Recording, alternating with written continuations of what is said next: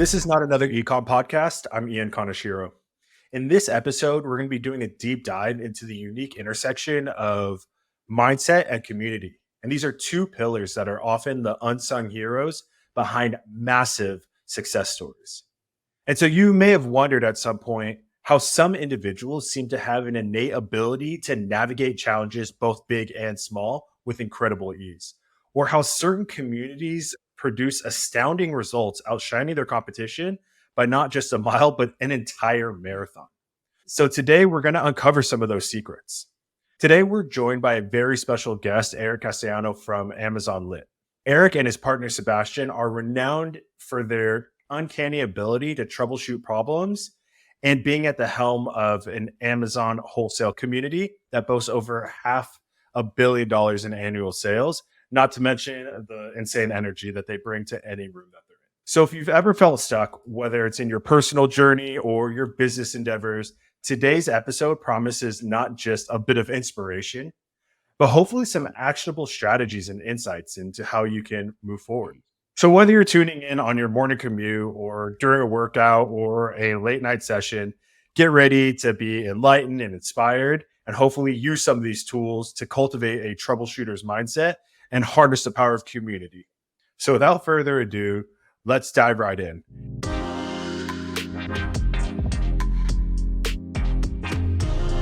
Eric, thanks so much for joining us. Ian, man, super excited to be here. I love catching up. You know, we've seen a lot of each other over the years. I'm excited just to provide a lot of gems and nuggets to the people listening. Yeah, man. So, I know a lot about you, but for anyone who maybe hasn't caught you just yet, why don't you give us a little elevator pitch about, who you are and Yeah. So first and foremost, I'm a son, I'm a brother, I'm a boyfriend, I'm a cousin, I'm a godfather, I'm an uncle. Just a dude. Like all of those things first and foremost, right? And then in my side hustles are what I do for a living. And my primary one would be selling wholesale on Amazon. I've been doing that for about 10 years now. We have a massive operation in the Northeast United States, 60,000 square foot warehouse. We're pumping out about 400,000 orders a month on Amazon. And a few years ago, we decided to kind of bundle all the information I've gathered and start guiding others on their journey and helping them build massive Amazon businesses as well. So it's been a hell of a ride, and I'm excited to kind of share some of that journey with all of you today. Yeah. Thank you for that. Eric, you and I have worked together a bit over the years. I've attended and spoken at a couple of your sessions in Las Vegas through Amazon Lit. And one of the things that, we often go over and we talk about a lot with sellers, both you and I, is trying to solve problems that they come to you with. And the reason why they come to you with these problems is because you've been there before, but you didn't always have someone to go to provide those answers. And so you had to kind of figure things out on your own. And so can you talk a little bit about like how that process looked for you? Like, when did you realize that you had a knack for kind of troubleshooting? Yeah. So I think there was two expenditures that we had to lose in this process of educating ourselves. The first one was time. We spent a lot of time early on making mistakes because, to your point, Ian, when we first started, there was no Instagram accounts or YouTube channels or podcasts like this. There was no information. And the second expenditure that we had to shell out in order to learn was money. And we spent millions of dollars in mistakes early on, educating ourselves and learning the ins and the outs. I mean, just through the trials and tribulations of life, we gained the experience necessary to really understand what needs to be done to drive massive business growth in the Amazon space. And we've used that to teach other people the kind of how to do it in their systems on the fast track process instead of doing what we had to do early on. Right. That makes a lot of sense that you start to become able to troubleshoot almost out of necessity. Yes. But what would you say to people that, do have access to this and are, get to skip a lot of like the early, maybe call it speed bumps, hurdles, that as they start to scale, they get down the line, they start running into these problems. How does someone build a mindset around, problem solving? Yeah. So I think, it's not a behavior I was born with, and I think most people aren't. Typically we get comfortable in our day to day, and it's very easy to just get so caught up in the mundane tasks that we do every single day, checking emails, packaging products, research, like just all the stuff that doesn't drive growth. It's so easy to get caught up in that. So I think really taking a step back and looking at your day, and you're like, wow, I spent 5 hours today doing this task. Like, what is my value hourly rate? And can I pay someone to do it for a less amount of money than I'm currently taking the time to do it myself? And usually the answer is absolutely yes. Yeah, either hire somebody or something like a Yes, tool. or tool. Absolutely. A software, 100%. Yeah, I mean, I guess that is it's a different way of looking at problems, because what we're talking about here is we're talking about not necessarily, I don't know what you'll know this better than me, but like I guess for a wholesaler, problem is the truckload didn't come in and my guys are standing around with their hands in their pockets because they have nothing to do. Like what you're talking about is these people, my team or myself, I'm doing repetitive tasks. Yeah. And so that is a problem. So I guess there's like the proactive and the reactive approach to problem solving. Yeah, 100%. 100%. And one of the common things that most people spend most of their time doing early on, in whether it's wholesale, OA, RA business, and is packaging items. They just spend a lot of time packaging items. And the way I see it is I could pay someone $15 to $20 an hour to package items. So an 8-hour day, you're paying them $120. And if in that same 8 hours, I could source $5,000 or $6,000 in profit for my business, I just made my company, for $4,500 to almost $5,000 instead of doing that day-to-day task of just packing. And I paid someone else to take on that position. Yeah, and I guess in the case of packing, they're also doing it at a rate that you couldn't do it, because when you're running a business, you have so many things. Your contact, like there's like this idea of like contact switching, right? And so anytime that you break concentration, you go to something else, you're losing out on the time. So someone who is only going to be doing that those one or two tasks of like prep versus you who would probably do prep and then pick up a phone and talk to your partner and then answer a couple of emails and then check something on Seller Central. You've just lost that packing time, and now you're behind. That shipment doesn't get into Amazon, and now you're not making that money fast enough. So it's a really interesting way to look at it in terms of troubleshooting. You're troubleshooting workflows. You're troubleshooting, and that's super, super proactive. 100%. Are there other things in your business, the wholesale business, or with Amazon sellers that you work with that you're like, these are like the proactive troubleshooting things you need to do with your business, or like kind of in the early stages? Yeah. So what most people don't realize is, the importance of having a repricer, and not just any repricer, but a repricer that works. Because early on, you spend so much time, you got a few products, you spend so much time changing prices and trying to win the buy box, when the way you got to look at it is like, listen, if I paid a company who does repricing professionally to do this for me, and they're able to change these prices hundreds of times a day, and I could free up my time, even if that software costs you $400, $500, $600 a month. Think about the amount of time that it saves you as a person, as a business owner, that you could then allocate to other higher priority tasks. So I think it's a game changer. And I know dozens of people who use SellerSnap in their business because it changes the game. It frees up so much time. I wholeheartedly agree. Number one. And number two, Eric and I did not have a conversation about this prior to the podcast. This was completely organic, even though that not another eComm podcast is brought to you by SellerSnap. But yeah, I think that. But it's a valid point, though. It's like you can't talk about Amazon without talking about a repricer or prep. It's like the fundamentals. Most definitely. Yeah, it's so funny that, we're a few dozen episodes in now. And with every guest I talk to, it comes back to this idea of identifying the jobs that you need to be done, that need to be done, and hiring for that job to be done. I just spoke to another guest, Chris Shefferling, a few episodes ago.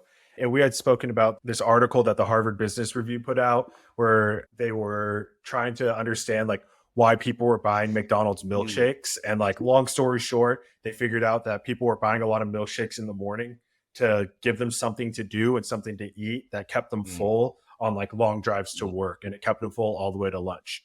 And so these people like were from the McDonald's standpoint, they're like, how do we sell more milkshakes? But they didn't understand like what was the job that the milkshake was mm, fulfilling, right? People didn't want pancakes because it was yeah. messy. Same thing with, McMuffins, but with the milkshake, it had a job. And these people are like, I am hiring the milkshake to do this job. And it Mm, works. And it's an incredible way of like, of understanding like, all right, this is a problem in my life.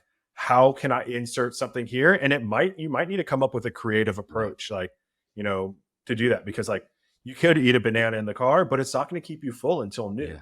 after a long car drive. So it's super, super interesting to look at it from that. That's a crazy article. I can't imagine drinking a milkshake every morning to start my day, man. I think that maybe if you're driving an hour, Yeah, maybe if you're this driving is an hour to true. Yeah. work, because you don't have the job to be done. I think that's the Yeah. point. Yeah. But in terms of like, troubleshooting and problem solving, kind of taking us back to the original topic, how does one differentiate from like a genuine problem that needs solving, or a minor obstacle that you might let Yeah. slide? Yeah, I guess really if it's going to affect the long-term growth of the business, then that is like a problem that needs immediate solution to. And the way I like to see it is if it's taking up, ample time throughout my day and it's happening day after day after day, then that is something that needs an immediate solution and you need to sit down and figure that out to come up with that solution and most importantly implement it and make changes accordingly so that problem ceases to exist moving forward. Wow. So it's a multi-step process. Identifying that you have a problem and that this is a problem that needs to be fixed Yes. now. It's the solution, and then it's like the reiterations of the solution. You got to go back and check and optimize and make Yeah. sure that it's the right Yeah, thing. because it's never going to be perfect from the rip. Very rarely does that Yeah. happen. Yeah. And I think that the last two parts are probably the easier things that can be Yeah. easier, right? Are probably the easier part, because identifying whether or not something is detrimental to your long-term business is like identifying whether it's basically asking, is this a big enough problem now? Because then if it's a big enough problem now and you have capacity, then that's when you handle it. Do you have any like anecdotes or any stories about something, Y- or about like anything Yeah, like that you 100%. come? The first thing that comes to mind would be steps. Well, once we started increasing the size of our warehouse and the floor space got larger, we realized what me and Sebastian would do as owners. We'd go into the warehouse and we just kind of stand there for like 30 minutes and just watch people. And we realized that this person is taking, 100 steps every single day to this location to get whatever, a box of tape or a pallet wrap, whatever the situation was, right? And we're like, all right, we got 5 employees, 100 steps a day. That's 500 steps a day, times 5 days a week. That's 2,500 steps a week times 52 weeks. That's like 130,000 steps a year, right? And then we figure out like that's like 2 full work weeks that we're paying these people just to walk around our warehouse and not make us any money. So how can we eliminate those steps to practically 1 or 2, if not 0, by putting whatever they're doing to go grab right next to them? Yeah, I've heard that from you, and I've definitely heard that from a lot of Amazon sellers who have, when we're talking of prep Yeah. stations, is that you need everything within Yeah. arm's reach, right? And that includes like the scissors that you need to cut anything, but also your Yep. refills. And the takeaway, I'll tell you one thing is that I had one Amazon seller tell me, and it stuck with me forever, is that then he did it with his laundry station in his home. Because he was like, because then I would go and I'd get the refill for the soap from the garage, and it was raining outside, so I wouldn't do it. And I'm like, first of all, this guy's Yeah. crazy. But then on the other side, I was like, that is the smartest thing. So now my wife thinks I'm nuts. That like Optimize. I try to optimize the laundry space, and most of the time she tells me to get out of the Yeah. way anyways because I'm too slow at it. But that's beside the Yeah. point. It makes a lot of sense to think about the little things over a long period of time can end up Costing you. taking Yeah. away yeah, costing you and taking away focus and taking away Yeah, time. and something That's even smaller that we started doing early on before some of these Chrome extensions existed, and I still do it today as a habit, is in the URL of any Amazon link is the ASIN, and I used to scroll all the way to the bottom of the page to the about the product, and I would do that hundreds of times a day. So like just eliminating that scroll saved me like probably 45 minutes a day of just scrolling to the bottom of Amazon pages. So like even the smallest things of optimizing your system can completely change the game for you. Oh yeah. Oh yeah. And sometimes, that's like one of those things that is a problem big enough for me to focus Yes. on. Another example, I spoke with somebody I think on the show recently, was that in Gmail, like they started adding the unsubscribe button to like Yeah. marketing emails at the top of the thing. Because like I would get these emails and it was easier for me to just hit delete than to scroll to the Yeah. bottom, click unsubscribe through 5 different pages. And now I'm just like unsubscribe, unsubscribe, Yeah. unsubscribe. And it's like, because it's not a big enough problem Yeah. for me to like go through all those extra steps. But the fact that, some product managers at Google somewhere was like, let's Yeah. solve it. Boom, right here. It changed Yeah. my life. Absolutely. And it's such a small Yeah. thing. One of the things that is, really unique, I think, to the Amazon space and the Amazon seller space is, how much sellers like to troubleshoot problems together. And so, there are communities, all over the world and all over the country, virtually and in person, that, that kind of help solve problems. They share tips and tricks, like, why do you think that's like a thing? That's because it's so different from a lot of other Yeah. industries. Why are Amazon sellers so close and intimate? Yeah, I think it's because the information is so scattered.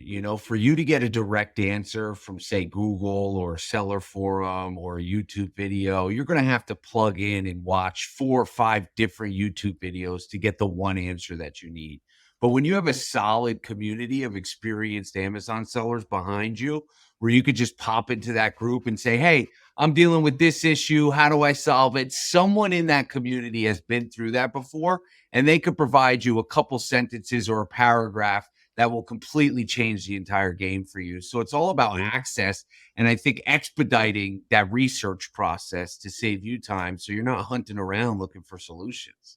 Yeah, I guess that makes a ton of sense. That you have to open a ticket with with Amazon support. You might be waiting days for an answer, but if you open up a post on that Facebook Yeah. page, someone there with, a few thousand other members, someone's bound to kind of pin you back in Yeah. that.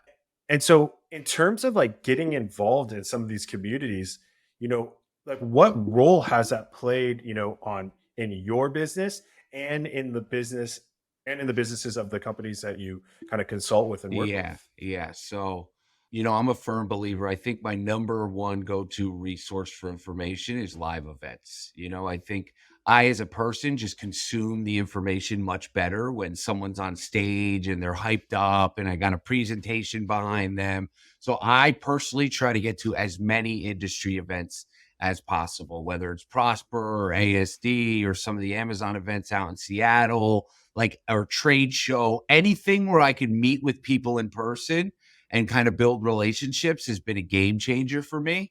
And then as far as groups go, and this is not a shameless plug, but honestly, I've gotten more valuable information than any other group out of the own group I've created for my community, because there's just so many large sellers in there who have tons of experience with all the issues necessary that people need troubleshooted commonly. The students have become the teachers Yes. in this matter of a Yeah. fact. Yeah. Like year one, I was answering 100% of the questions. Year two, I was answering 75%.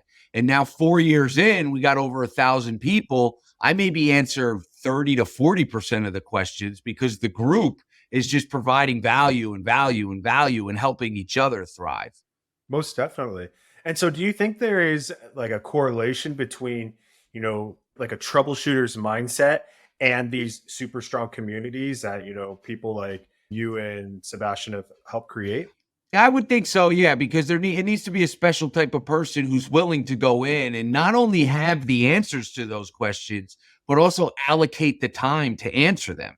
because that's the most tedious part. Anybody can create a group and get a bunch of questions, but it's like, are you going to spend the time to answer those questions? And then most importantly, are the answer to those questions going to be accurate, correct, and most up to date? Yeah. So it almost seems like, one can't thrive without the Yeah. other. You need the right personalities in those groups and to be able to do that. But how do you keep people from gatekeeping in those Yeah, well, situations? there's just certain things that Amazon sellers just don't like sharing. One would be like manufacturers or suppliers for wholesale products or manufacturers for private label products. There's just certain no-nos like storefront names. Those are all like common practices that people just do not share publicly. But it's pretty open forum for most of the information. And if it's something that's super advanced and would require like an in-depth answer on like a phone call, or I just let the person know in that public group, like, hey, like this is something you'd have to pay to get access to, or we have options to help guide you further on this. Yeah, I guess that makes sense. I guess there's certain things that, all companies got to keep Yeah. their trade Yeah. secrets. That makes a ton of sense. But I think because like what I'm thinking about is, in these types of groups, like especially large sellers who like to, give advice and provide a bunch of information, they all come, like everyone I speak to, at the Amazon lit, you have the inner circle, which is for the big Yeah. dogs. Everyone I speak to, they're like, they talk about how important the community has been to them and how they tell me stories about how they got started and roadblocks that they have. Do you without, you don't have to get specific, but do you have anybody stories in particular that like come to mind that like have really embodied this idea of being creative problem solvers and business people, but also, really engaging and being a strong part of the community? Yeah. So the one guy who comes to mind, we'll call him Brandon. This guy, I remember the first time I ever spoke with him, he's like, listen, he was joining our foundational program, which is eSellers Right. It's a couple $1,000, and he was very hesitant to join. At the time he was maybe doing $25,000, $30,000 in monthly sales. And I got on a phone call with him and his father for an hour discussing the benefits. And they finally made the commitment as a family because they both own the business. And they're like, all right, this is what we're going to do. And they became a huge asset in the community, provided a lot of information, and really became like a stronghold and a resource that not only we could leverage, but other people. And they grew very fast, right? And then about a year and a half ago, they decided to join the other program, which you just spoke about, Inner Circle. And now today, this is about 3 years later. Now today, they are a top 50 Amazon seller in the United States on Amazon.com, which is super, super impressive. So they just took the information, the resources, the access, educated the community along the way, and ran with it and grew a massive business along their journey. Wow. It seems like staying true to their process was really Yeah. important. But from what I'm hearing, they also were really interested in like giving back to that community that they took so much from. Yes.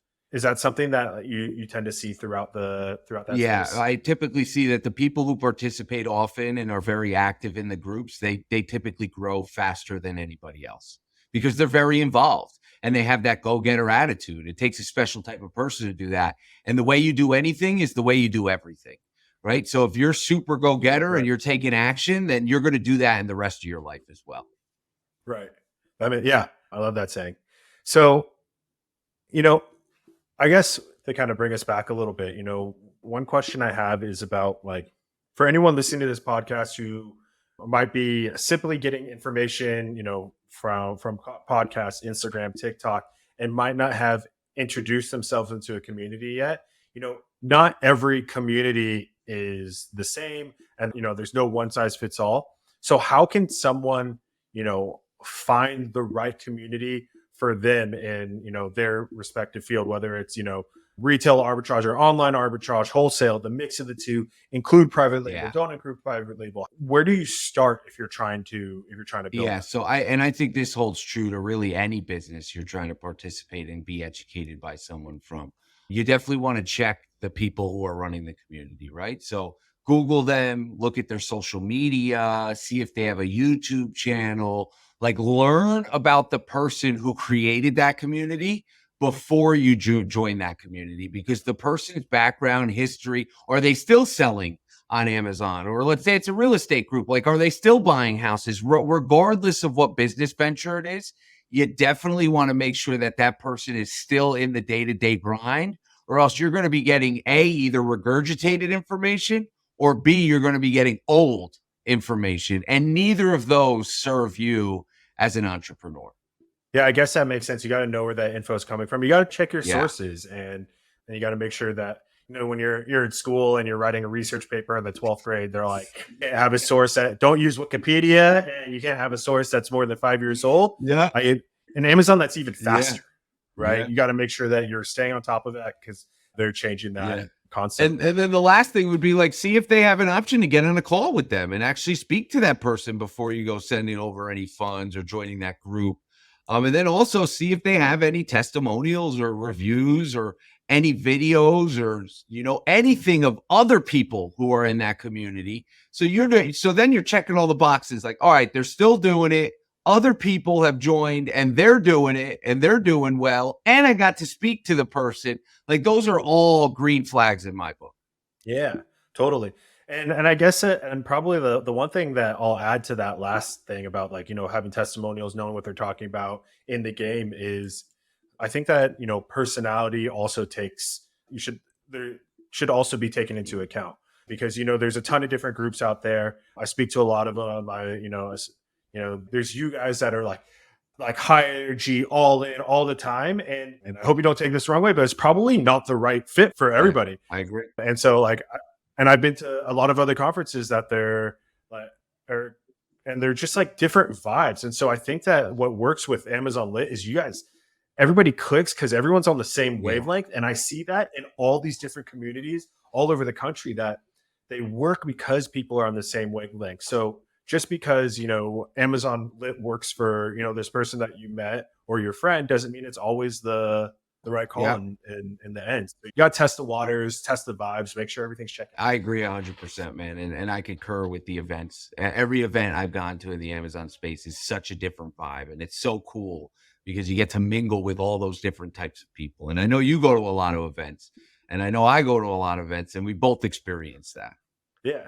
But the thing is, when we're at events together, we end up sitting next to each other, and then they end up separating us. They're like, talks too much. But Eric, as we get to the end of this, I have a couple more questions. The first one it's kind of a fun one. Okay. If you had, any superpower, that had to do with running an Amazon business or troubleshooting, what would it be and why? Any superpower. This is going to sound crazy, but I would want the ability to train super elite virtual assistant teams in like one day, because that could completely change the game. I think one of the hardest things about growing a business and what most people make a mistake on early on is they're like, oh, I don't want to do this. I'm going to pay someone else to do it. And that person has no idea what they're doing. And you think because you're paying them low cost that they're doing it well or that you're saving money by doing that. And then 9-10 months go down the road and you realize your business is falling apart, right? So like if I had the ability to build elite teams in a day, that would be just amazing because I would just pop into businesses and build elite teams for everybody all over the world. I love that. Actually, I'm gonna have we're going to run over time. It's all good. I have a trick or a new software that I started using maybe this time last year. I don't know if you've come across it. It's called Tango. There's also another version called Scribe. I've heard of Scribe, not Tango though.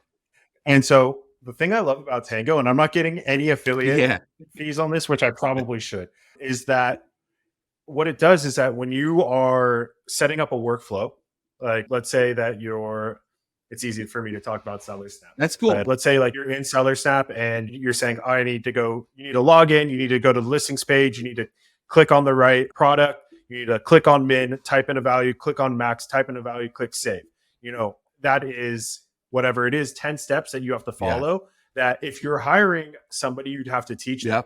And so what's really cool is that you can create like these documents that literally you press record, you go through the process and it tracks what you do. It saves screenshots where you clicked, what you typed, and allows you to write in descriptions on why you're doing it. And so then you can go back and edit it at any point, which is the first cool thing. And then the second cool thing that they just did is that you can click play and it will open up in some apps. It doesn't work with all of them. In some apps, like they'll open up the app and then it will like guide you Oh, that's through cool. those steps. And so, when we're talking about building super teams, documentation is key. And because word of mouth, things get broken. It's like a game of telephone in kindergarten, right?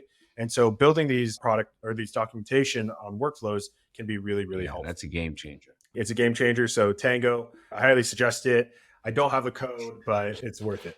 So Eric, as we kind of finish out, do you have any kind of like final thoughts or any summation of what we spoke about today that you'd like to end on? Yeah, I think we discussed a lot, and I think what I want to bring to the forefront as we wrap this up here is really understanding what happens in the day-to-day business, because it's so easy to get caught up in those mundane tasks that don't drive business growth. They drive plateaus, right? And for me, it's unacceptable to not grow month over month, year over year. And for you, the person listening to this right now, it needs to be unacceptable for you to not grow month over month, year over year, right? So putting those systems in place that will allow you to scale and focus on those higher level tasks like buying inventory and building out teams, I think can really produce the revenue and the profit that you're looking to see to gain the time and financial freedom that you're looking for, and the reason why you got into this game to begin with. I love that. Like, it's all about focus. And like you said earlier, how you do one thing is how you do everything. So I really appreciate that insight. Eric, thank you so much for joining me today on this. I think this is a long time coming. You and I known each other for years, and I loved, that how you shared a little bit, something that was different from, a lot of the other things you speak on. So thank you for sharing those insights with us and joining us. Yeah. Appreciate you, man. Thanks for having me on, and I look forward to seeing you a couple months out in Vegas. All right. Sounds like a plan. I'll see you later.